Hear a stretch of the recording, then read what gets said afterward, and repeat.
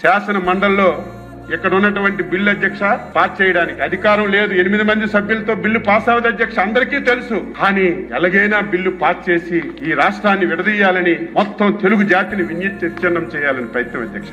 ఆ రోజు పెద్దలు షరీఫ్ గా చైర్మన్ గా ఉన్నారు. రంజాన్ మాసం అధ్యక్ష, రంజాన్ మాసంలో ఉదయం ఒకసారి సాయంత్రం ఒకసారి ప్రేయర్ చేస్తారు 5 సార్లు. మేము ఆ రోజు చూస్తే ఆయన 10-15 సార్లు ప్రేయర్ చేశారు. అంత టెన్షన్ పెట్టారు.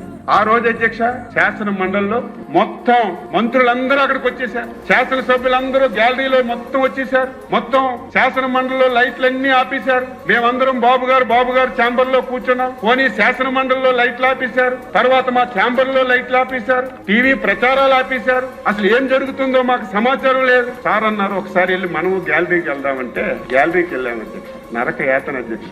ఆయన ఓపిక నేను జోహార్ అధ్యక్ష. మనస్ఫూర్తిగా ఆయన అంత ఓపిక ఎవరికీ రాదు. కానీ అల్లా దయ వల్ల ఆ రోజు ఉన్నటువంటి చైర్మన్ మీద బయట వాళ్ళకి ఏం పని అధ్యక్ష.